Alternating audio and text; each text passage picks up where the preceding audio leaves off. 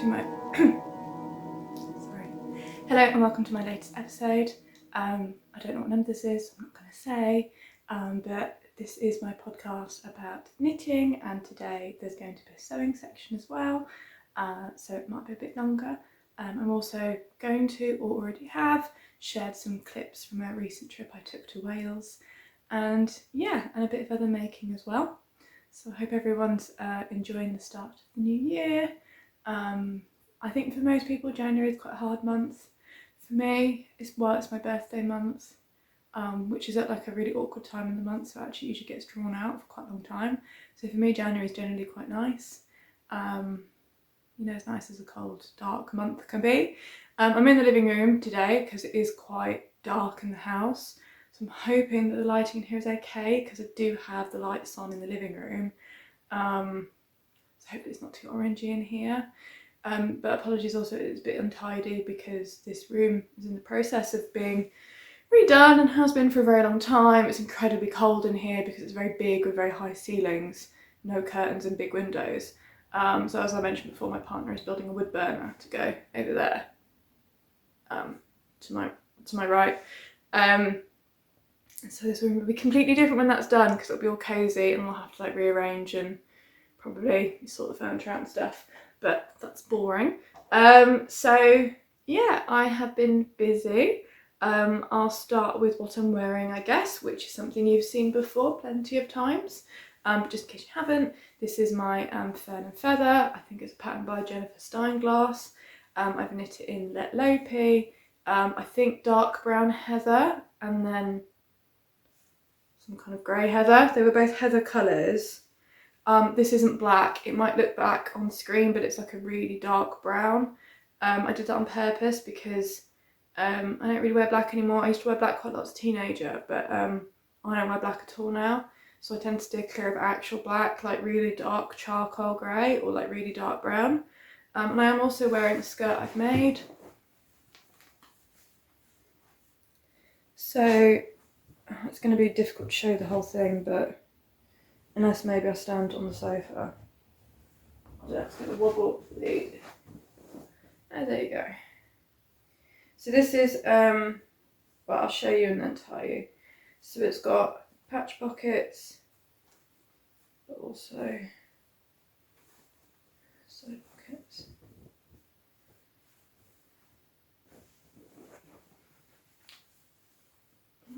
Back. And I need to put another button in. So it's the Estuary skirt by So Liberated. I love her patterns. They're usually all sort of adjustable in some way. So this has an elastic back but a flat front, which I really like because I find that I'm never the exact same size around my waist, whether that be throughout the day or throughout the month. You know, that changes. So I really like that it's not totally set in a particular size. And then I've made it in a Merchant & Mills linen.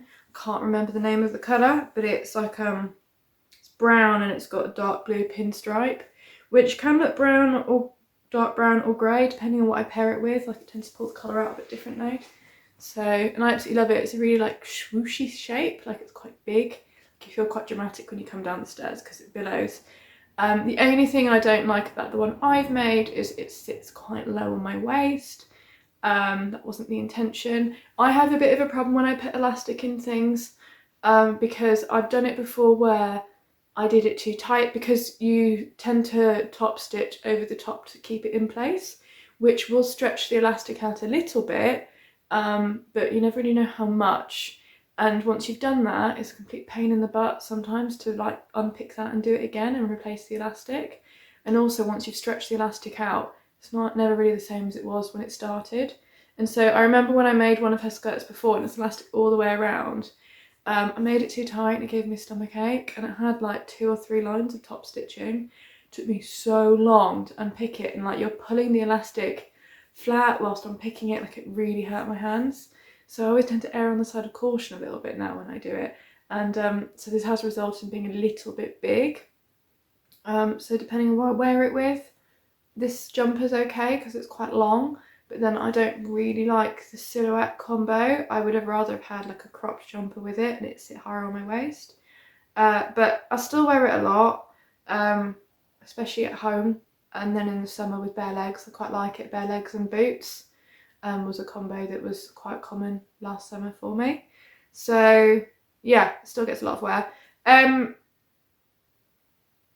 Babbling on about what I'm wearing rather than actual knitting projects. So I'll save the rest of the sewing talk for the sewing segment and talk about actual knitting, because that's probably what you're here for. So let's start with finished objects. So let me get this straight in my head. I have 2 finished objects. So it's been a while since I've done a proper podcast because my last video was all about socks. And I shared with you one of my latest finished objects in that video, and that was my stripy Christmas socks. So for Christmas I made those socks, and I also made myself a red hat, which is, I would say, considerably darker than it shows on screen. I tried to think of something in real life to compare it to. It's not postbox red, it's a bit darker than that, but it's quite a nice rich red. And the yarn I used for this was Brooklyn Tweed Loft, which is a 4-ply yarn. I held it double, and what I think is Rowan Kidsilk Haze, which was gifted to me by Harriet of Harriet Wildwood. She had it in her stash, and I'd been lusting over Le Biche et Bouche Gros Mohair. Sorry, my French pronunciation is appalling. Which is like this really chunky, fuzzy red yarn. But I'd been watching quite a few podcasts with people making red hats and like really obsessing over red hats, and I really wanted one, but I was really worried that it wouldn't suit me because of my colouring. I would look like a tomato, because I do have a tendency to go a bit red in the face sometimes, and so I tend to avoid wearing red because I'm scared of red. But I keep being drawn to people's projects and photos where there's like a lot of earthy tones and a bit of red. It's just been really pulling me in. So when I went to Loop a few months ago in London, I kind of gave in, and I didn't buy the big chunky mohair that I saw, because it was £17 a skein and you'd need 2 skeins to make the hat. Now I don't really know what happened, but my brain had a major brain fart. And so I was like, I'll just buy a skein of 4-ply. It's 50 grams. That will be enough. And Harriet sent me some of her stash mohair. And so this is the Brume Hat pattern by Melody Hoffman, which is meant to be knit with 2 strands of plotulopi, or knitted in, and a strand of mohair. So I don't know what was going through my head when I thought I could use 1 strand of 4-ply. Like, that was obviously really dumb. So I was knitting with it held double, and obviously I ran out of yarn. So I had to order a second skein anyway. So it cost me about the same amount as it would have done if I'd actually used the other yarn I'd originally been crushing over. But to be honest, I am relieved that I stuck with this one, because this yarn, I think you can see, it's mild. The loft is like dark and light. It's 2 strands plied together. And actually, I think, like, I quite like yarn that's got like some complexity to the colour without being crazy. So actually, I think this is really, really beautiful. It's really nice to wear. I'm not going to put it on because I've got quite a few hairpins in my hair.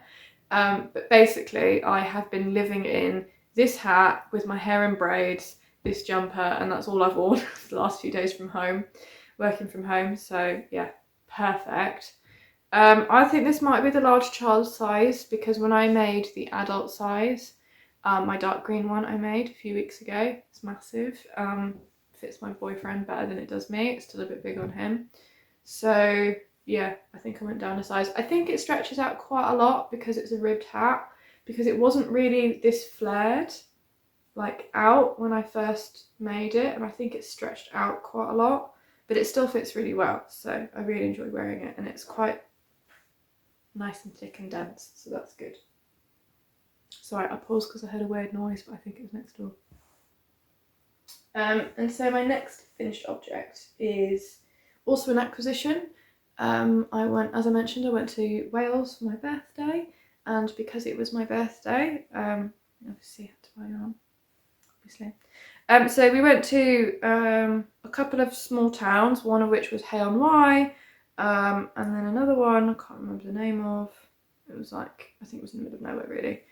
And they both had like a really small yarn shop in them, and I don't know, like I went in both of them I was the only customer, and then the owner sat behind the till knitting, looking at me, and I felt really awkward.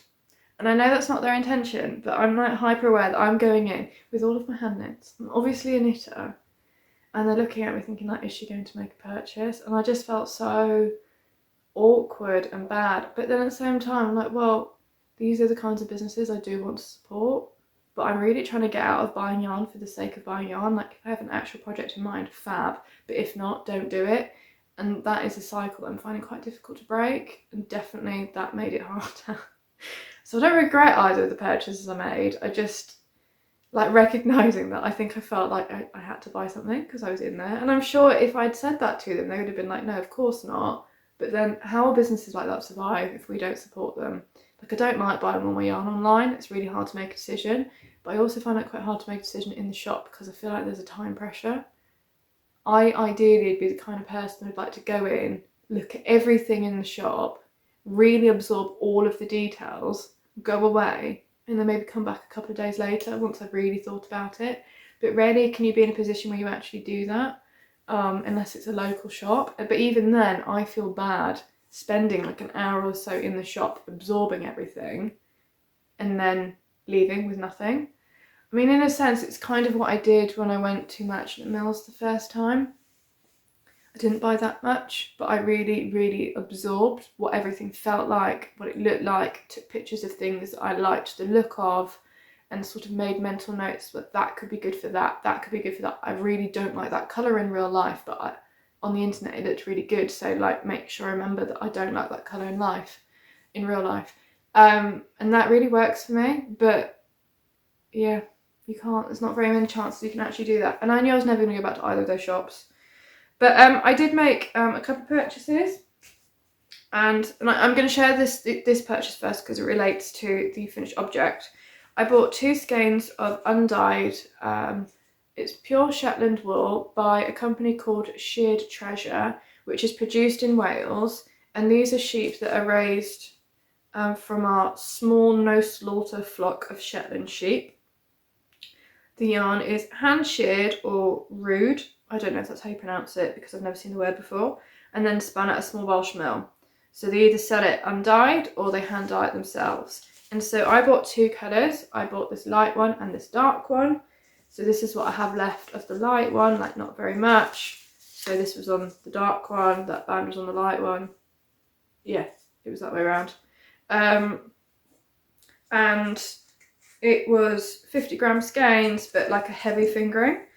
And so I bought 2 skeins thinking like, I don't know what I'm going to do with them, but I'm really enjoying like neutral, natural colours at the moment. And so I thought, well, sod it, I'll come up with a colour work, something to make mittens or a hat or something like that. But I was on Instagram later that evening at the cabin, and Heather from a yarn company, I'll have to link below because I can't remember her name, was putting out a call for test knitters for her hat pattern. I've never done a test knit before, so I thought, oh, what the hell, I'll put my name forward. It looked like it would go really well with that yarn. So it was a bulky weight pattern, but I held the yarn double. And again, the name, I don't know how to pronounce it, so I'll link it below. So I think it's going to be released soon. And it's a really simple colourwork hat. It's got a folded brim, so you knit double the length and then knit it to itself. So it's got quite a thick brim. Then there's a bit of colourwork and then some decreases. So the pattern itself is really easy, but it's come out a bit snug for me. I definitely need to reblock it and somehow stretch it out a bit more. At the moment it's a bit tight on my head, or I need to persevere and just wear it a bit, or get my boyfriend to wear it a bit. He might be less fussy about having a tight hat. But so I made a medium. Probably I should have made the large, but then maybe over time it will sag out and it'll be okay anyway. But I completely ran out of dark yarn, so I wouldn't have been able to make the large anyway. I got to a point where I had to go get the ties from the skein. You know, when it comes in a skein and it has ties, and splice those on to the working tail yarn to finish the last row of colour work. So there was quite literally nothing left. And because I was doing it on magic loop, which is not my favourite way of knitting, I hate magic loop, I was able to try it on as I went, which turned out to be a good thing for this, because if I had done the height that she suggested, it would have been too shallow for my head. And so I did add a couple of rows to make it a bit taller so that it would come down far enough on my ears, because I like it to come to at least here. So it does do that now. The only real criticism I have of the pattern is I think that the decreases should be spread out a bit more. There's only 2 or 3 rows of decreases in this, and so I think it decreases too much on those rounds. I think I would stagger it a bit more and maybe double the decrease rows and put less decreases in each of those rows, just because I also think it's quite obvious. I mean, maybe not on the camera, but in real life I can see where the decrease rows are, so I can see the 3 rows of decreases, and that does bother me a little bit, but you know, whatever. I think it's really beautiful, it goes really well with this jumper, and I know I'll wear it a lot, and it will go with quite a few things in my wardrobe. And there is a matching jumper pattern which I'm really tempted to make at some point. It won't be in this yarn, because buying it again would be a bit tricky, but also it was about £10 for 50 grams, which isn't the most expensive, but equally probably I would just use like a West Yorkshire Spinners, like Jacob or whatever was in the right weight for the hat pattern. I think that would be quite nice. Or maybe even Lettlopi if it worked out as the right gauge, because I really love the feel of this one. So that's my 2 finished objects. Get those out of the way. So let's go on to the whips. So, first one. And this one's gone on hold a little bit because I got distracted with something else. So this is, which is in a bit of a tangle actually. I have to deal with that later. So this is a sock leg, just started the heel flap. And so I'm knitting this using, sorry my hair gets on everything, long Jowell yarn, which I've talked about before, in the colour charcoal, and then a really beautiful softly variegated speckled yarn by a indie dye called Nervus fibre. And so it's going to be really hard for you to see on here, but there are small changes in colour, and I really like this on these socks because it means the moons aren't totally flat. So the charcoal is a little bit heathered, and so the moons are a little bit, they've got flecks of different colours in as well, and so I think that makes for like a really nice detail. I didn't buy this yarn by Nervus fibre with the purpose of making socks. It is a sock yarn, but I'm actually going to put it with some other yarns I have to make a shawl. But I thought I would use a little bit, because it's probably only going to be 20 grams or so to do the both socks, to do these, just to, you know, make them a little bit more jazzy. So the pattern is the Harvest Moon sock pattern by Pikku and I really like her podcast. I really like her aesthetic. She's not done one for quite a while, but like when she did them, I found them really inspiring. She has like a really cohesive aesthetic, like Fibre Tales and Melody Hoffman, and I really enjoy like the way she puts colours together and shapes, and like it's a really vintagey vibe. And I really admire somebody that really knows what they like. I think I'm still trying to figure out what my aesthetic is, and sometimes maybe it's not that cohesive, but she seems to really know what she likes. But I mean, if you know the pattern, you'll have guessed that, you'll have realised I'm not knitting it as the pattern suggests, because it's an all over colourwork sock, which I thought was a bit overwhelming for me in terms of, I mean, it looks beautiful, but that's a lot of work. And I'm probably mostly going to wear these with my boots, and you won't see most of it anyway. So I picked out charts that I liked and arranged them in an order that I enjoyed, and I just kept knitting. So I did a few charts and then I just kept knitting the leg until it would peek out above my boots, because when I made my mushroom socks, I went to put them on with my boots and you can't see the mushrooms at all, they're too short, which is a real shame because it means I can only wear them with my shoes, which kind of gives me a narrow window of year where I can wear them out the house. So the intention with these is that you'll be able to see them above my boots. So it's got a much longer leg than I would normally do, but I think that will make them extra wearable. Yeah, so really enjoying those. I'm doing them on 2mm needles. But they are on hold because I agreed to another test knit. So I'd never done a test knit before, and whilst I was away on holiday, 2 people that I followed, including the hat person, put out a thing for test knits, and I just kind of thought, well, neither of them are going to pick me, especially not the second one I'm about to mention. So I'll just put my name down because, you know, what harm can it do? They're not both going to say yes. They both said yes. Famous last words. But it was a hat and a sock pattern, so I thought, well, the sock pattern, I only need to do one sock, it's not a whole pair. I can easily do a sock in a week and a hat in a week, and still finish my cardigan, my minimalist cable cardigan, by the end of the month. That's not a problem. I'll just put my other things on hold. So it is the, I think it's unnamed, but she was calling it Bouquet sock pattern by Melody Hoffman. So I am knitting mine in John Arbon Exmoor sock. So, I mean, you can see a bit of a colour theme today. I'm going for all the undyed colours at the moment, and this is the colour Mizzle.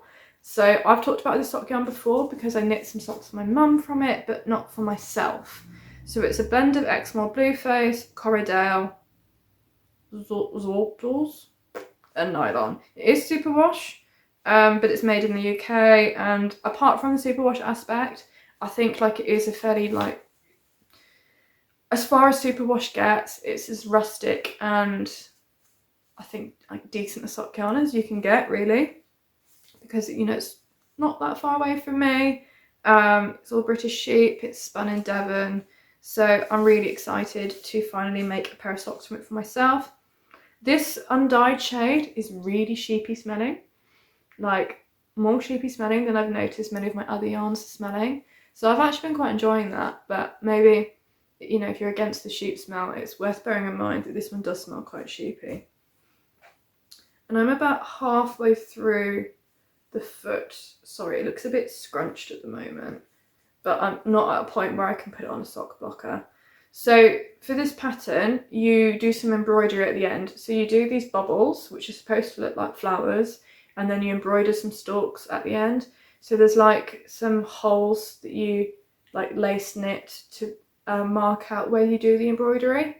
Now I have to say I'm really undecided about the pattern for a couple of reasons. It looks much nicer in photos than it does in real life. Melody's photo looked stunning, mine doesn't look like that. My bubbles aren't spherical. It's now occurred to me, how wearable are bubbles on a sock? Like, how is it going to look after I've worn it a few times and it's rubbed against my leg? Like, what was I thinking, basically? I don't know, I really don't know. So I am going to knit them. I did think about just doing the sock for the test knit and then ripping it out, but at that point I'm halfway through a pair of socks, so I may as well just keep going. And someone said to me, like, maybe you could just cut the top off and then re-knit up like you would with an afterthought heel. So if it does become completely trash with wear to a point where it just looks awful, maybe I will do that. But equally, in the grand scheme of things, it's going to use about a skein and a half of yarn, so that's about 15 pounds of yarn, which is a lot in some ways, but also nothing at all really. So I'm really trying this year to stress less about things and just kind of enjoy more without really thinking, but is that the best use of the yarn? Like, am I wasting my time and you know, yarn and money? And because I get really stressed and worked up about those things, about making the absolute perfect project for that yarn. And I'm really trying to let go of that, because sometimes there's bigger things to worry about, and the yarn wasn't 25 quid a skein, it was considerably less than that, so sod it. I'm going to make them, and they will look really nice in the photos that I take and put on Instagram, and maybe less nice in real life, but you know, that's okay, it's an experience. I will get to wear the Exmoor sock and see how I feel about wearing it, and it's fine, it's fine. But yeah, I mean, maybe I can zhuzh the bubbles up a bit somehow, I don't know how though. But yes, so that pattern I guess will be released soon. I think if you're better at bubbles, maybe they would look better, but you do end up with quite a lot of floats and tails. She gives you a couple of ways how you could handle doing the bubbles, one of which involved a lot of tails, and I didn't want to do that, so I sort of carried it as if for colour work. But some of those floats are quite long, and if you catch it, you end up with places where you can actually see the yarn through. I was just a bit faffy, and I'm not really up for faff, so it took me an unreasonable length of time to do the bubbles, but the rest, you know, just plain knitting. The other thing about the pattern is it has that garter edge to the heel flap, which is not something I've done before, but everyone says it makes it really easy to pick up the stitches. Now this is the first time I've done that. I didn't enjoy that either. I find it quite easy to pick up the stitches along the heel flap, but I think it's because I'm very used to it. I've done it so many times now. I don't find it challenging. I find it quite easy to see where the V's are to pick it up. I wasn't used to this, and so mine is a bit messy. You know, maybe it's something I need to practice with a bit more, but equally I think it adds another bit of like texture and detail that isn't needed there, because you've already got this, and this is a bit different here, and then this is different, and then this is different, and I just find it a bit much. So, I mean, the benefit was it was quicker knitting the heel flap because you're doing less slipping and it's more knitting, which I find a bit quicker. But yeah, on a side note, I do really enjoy how the slip stitch detail came out in this yarn. It feels really spongy. So yeah, that's that sock pattern, so that's that bit. Which I need to finish the first sock in 3 days, so I think I can manage it. But that's going to be my priority this week. And then my last whip, well, that's not strictly speaking true. My last current whip is this beauty. So I was working on this when I was at the cabin for my birthday. I decided I wasn't going to do any obligation knitting whilst I was away for my birthday, but purely indulgent because sod it, it's my birthday. And so this is the Maja cardigan, and I am knitting this in predominantly Lettlopi. This is left over from my red hat, and then the green is left over from my green hat, it's plotulopi, but the rest is Lettlopi. So yeah, this is the first sleeve. I think I'm knitting the 3rd size or something, so much bigger than I would normally do for my size. But I have which you've probably seen on this podcast before, thrifted red and green and cream cardigan, which I wear a lot in the winter. It's like quite thick and chunky, and it goes over stuff like I can wear on top of this. And everyone always tells me it looks like a Christmas jumper. Every partner I've ever had has also absolutely detested it, which I think is really funny. One of them conspired for me to lose it on multiple occasions. And so I just thought, well, actually, you know, it's starting to wear through. I had to mend the elbows recently, that maybe I should make something in less bright colours that I can wear throughout the year a bit more. That doesn't really, like, because it doesn't go with many of my clothes, like it does stand out, and that this would be a little bit more subtle. So yeah. The only thing is, I don't think I'm going to have enough of this red. There's like a vine on both sleeves, around the bottom, and then around the neck as well. I think I'd have enough for both sleeves and maybe around the neck, but because you knit it bottom up, like I would have already done the bottom and then run out halfway across the neck. I don't really know what I'm going to do. I might switch up so that the big vine around the neck is green and then the little ones are red. I haven't really decided. I'm not going to buy another skein of that yarn. But yeah, I should have just bought a skein or two of red Lettlopi, but actually, to be honest, I don't think I could. I really struggled to buy the Lettlopi. I had a couple of skeins in my stash left over from when I ordered for this, because I bought a few random ones in different colours because I wasn't sure what colours I wanted to do, and I thought I'll just make a hat or some mints or something with it. So I had about a third of the yarn already, and I had to order a top up, which I ordered from No Frills Knitting. So she has quite a few colours, but she didn't have any reds I liked the look of. So this is a bit brighter. I would have preferred something a bit darker maybe, but I think it's nice. So I'm really excited. And that's knitting up quite quickly. I've nearly done the sleeve. So yes, very exciting. And that'll be a steeked cardigan. I will say it'll be my first steeked cardigan because realistically I am going to finish it before I finish my beetle cardigan, which is also steeked. But that's kind of a bit on the go slow because it's 4-ply and the yarn I'm using is really hard. So I'm not really enjoying it. But it is in my mind now that I've finished my minimalist cable cardigan, I will try and give it some more time and attention and get it going again. I would show you my minimalist cable cardigan, but it's blocking on the floor. It's quite big and it's absolutely soaking wet because I only put it out this morning. So you'll have to wait to the next podcast to see that. But I'm really pleased that that's finished. I can't wait to wear it. So I have one more acquisition to show you. One small one. Normally I'd say you can skip it, but it's one small one. So I don't think you need to worry about skipping it.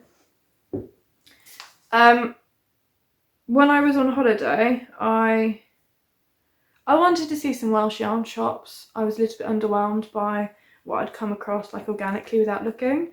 And so I discovered that Nellie and Eve was being stocked in a shop about 20 minutes from us. So I suggested we go, thinking if a shop stocks Nellie and Eve yarn, it must be a nice town and a fancy yarn shop and, you know, like a bit twee. It wasn't. It was actually quite an ugly place. Which I feel bad saying, but it wasn't. I mean, to be fair, it was great. It rained the whole time we were there, so everything looked ugly. But it wasn't hell and why, I'll tell you that. So I went and I bought this one skein of Welsh Muir, and it's in like a grey purple. It's a really plump, soft yarn. It says it's 4-ply, but it's really plump and really soft. So, well, it's 4-ply, but it says 300 metres, so actually it is a bit thicker perhaps than an ordinary 4-ply. To me, that's not a 4-ply actually. But yeah, so it's really, really lovely. And so previously from her, so this isn't a recent acquisition, this is something I bought ages ago. I bought this one, which is more yellow and brighter than it looks on screen, but a bit more washed out actually than I was expecting when I ordered it. And I also have this skein from Woolly Mammoth, which is her Cheviot. And so I thought I might make a Stay Soft shawl with the three of them together. And that would be quite nice, it's not too in your face. But you need a fourth colour, so I'm thinking I might use a grey or something, but I don't really know because at the moment that doesn't really pop. It needs something to make it like sing. But when I've tried to make colourful shawls before, I've really struggled because they've been too colourful. And as you can see, I'm not really a colourful person. So I don't know if this is what I'm going to do with it or not. Maybe I'll do something else. But I've got quite a few random skeins now, which is what I'm trying to stop doing, and I don't know what to do with them. And like when you only have one in one colour, it's not generally enough to do a shawl. So that's why I thought this pattern would be quite good. So I don't know, what would you add to that to make it stand out but still be really wearable by somebody who doesn't wear a lot of colour? Don't know. Please share your thoughts, and if you have a better pattern idea than the Stay Soft shawl, also welcome. It doesn't have to be a shawl, it could be like a jumper or something that involves a few different colours. I don't mind. Please share. And that's all the knitting content. I do have a little bit of sewing content, maybe like 10 minutes worth. So in December time-ish, there was a shop called With This Cloth, and they had a sale, closing down sale actually. I think she's going off travelling. I think it was I'm going to do something wild and exciting with my life, so I'm closing the shop down type thing rather than a we're no longer viable, so I'm closing down. So a bit bittersweet, but also I think, you know, she's going off and doing what she wanted to do. So I bought, again on a whim, which, you know, an educated whim, I bought this linen wool blend. So maybe it is a bit peasant looking, I don't know. But I mean, normally it'd be £25 a metre and I paid £12.50. And I was just thinking, I bought it because it reads brown and I'm cold all the time, and I thought, wouldn't it be great to make a dress like this one, that's why this is hanging here, but in a woollier fabric. So I bought 2 meters, this is what's left because I've already cut it out, and I'm going to make exactly the same as this dress. Ooh, nearly fell over. So this is the Hinterland dress by So Liberated again. It's got shorter sleeves than the pattern. It's like, the colour's gone really weird. There we go, that's better. I did a between the short and long sleeve option on this one, and again the skirt I think is between the short and long option, and I've raised the neckline on it as well, like a bit different to the pattern. I also made the pockets deeper because I found my phone was falling out of the pockets that she had already designed.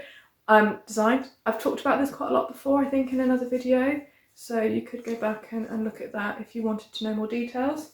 But that's what I'm going to make out of this woolly fabric. I think actually I might have cut the skirt a bit shorter than the yellow one, which maybe was a mistake, I don't know. But I really thought it'd be, because I was undecided whether to make a pinafore or another Hinterland dress, because I probably have about 5. But I do wear them a lot and they're really good under jumpers, and I thought this would be really good under this or another jumper I've made, you know, and it'd be a really good like layering item. I'm hoping I don't look like a farm girl peasant from a historical film. As much as I like that look, it's not that wearable in Birmingham. But yeah, I just thought it'd be a bit of extra warmth, especially in this house. So we'll see. I don't know what it will wear like, I don't know what it will wash like, but considering in total the fabric was £25 and I already had the pattern and I already have all the notions I need, I'm not too worried about it. I also have enough here to cut out the Hinterland skirt short again, but not enough for a waistband, because I was going to, sorry if I'm a bit all over the place, the things I say. I was planning to make a gathered flat front elastic back skirt from this linen, which is like a check linen from Merchant & Mills. Not as voluminous and swooshy as this one, also with a higher waist and shorter, perhaps above the knee.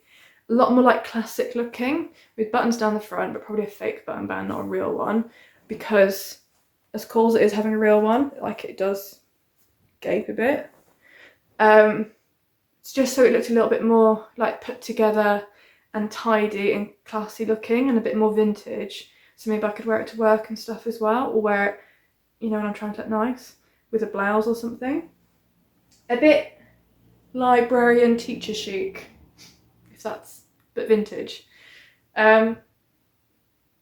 So I was going to cut that out last night, and I'll probably hack the Hinterland skirt to do that pattern. But as I was cutting out this wool dress, I realised there would be enough to make like a mid to knee length skirt out of this. So maybe I should make it out of this, because what else would I use this fabric for? But there's not enough to do the waistband. So I don't know what I'm going to do. Like, a contrast waistband would be a bit ugly. I might have to go through my stash and see what I've got that might kind of go. Because I don't know what else I'll use the fabric for. It's about ½ metre. No, that can't be right. I can't make a skirt of ½ metre. What am I talking about? 3/4 metre maybe. But it's woolly, like, well, I'm not going to make a woolly blouse. That'd be horrid. Don't know. I have been watching a lot of videos by a podcaster called Rachael Mackey, and her videos are hilarious. They're really, really good. They're really chilled and laid back, really light-hearted, and very like vintage themed. I really enjoy watching her videos. A bit of light entertainment, and she wears a lot of like waistcoats or skirts like the one I've just described. I think that's probably why I want to make that skirt, because I'm inspired by her. So yeah, but I haven't worn an above the knee skirt really in a very long time.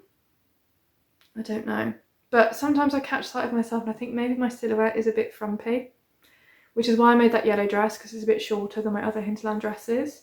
So maybe it is good to have a variety of lengths, because then depending on the mood that you're in, you know, it might suit different outfits. And realistically, a wool skirt, I'm never going to wear bare legs, am I? So it's always going to be with leggings. And I'm not funny about showing off my legs. It's just, I don't know, it's just like a habit I've gotten into over the last couple of years. But yeah, so that's my sewing pondering. No, there is one more sewing pondering. A friend of mine recently sent me a little care package. We did a yarn swap. And I might have put in a photo of what she sent me at the end, because it was really lovely. So I sent her a package, and if I do put a photo of what I sent her, apologies, it's really blurry. The photo I took was appalling. I didn't look at it before I sent it off, so I didn't realise the photo was blurry until after I sent it to her. But she sent me back a really gorgeous parcel. I've really been enjoying it, and in there was a stamp, a mushroom stamp. So last night I was playing with it, and I did this. And this is going to be the label in that dress, the wool dress. So there's a Kylie and the Machine little heart thing, and it says I love linen. So as it's a wool linen blend, I think I'm getting away with it. And then this with the mushrooms on. So this is a fabric ink pad, which I'll then iron to hold the ink, so it'll be washable. But then I also, on some scraps of linen, printed these, and then with some other scraps made a little, like, you know, right sides together, so around 10 out, and I'm going to stuff these with lavender later and sew them up to make little lavender cushions. So yeah, pretty. I was enjoying that. So yeah, I guess the only last thing to share, I did think I'd mention actually, I think I said in my last video, I'd made, not last video, but last proper podcast video, I'd made some candles, and one of which was a beeswax soya combination with essential oils, and I wasn't sure whether it would work or not. And so I'm burning it at the moment, and I was burning it a lot yesterday, and it smells amazing, so I am definitely doing that again. I can't find any of the soy wax available that I was using, and I don't really want to switch to another brand because, as explained previously, it can impact the success of your candle. So I'm going to wait for that to become available before I make any more candles, but equally I do have quite a few candles at the moment. I've also discovered reed diffusers. Behind the game, I know, but reed diffusers made from like natural oils and things, so very exciting. So apparently you can just buy the reeds online really easily, and I have all the old bottles in the world in this house, so I'm going to make some of those, definitely. But yes, so that's my musings over. Thank you for sticking around. I hope you're doing well, and I will catch up with you probably in a couple of weeks or next month.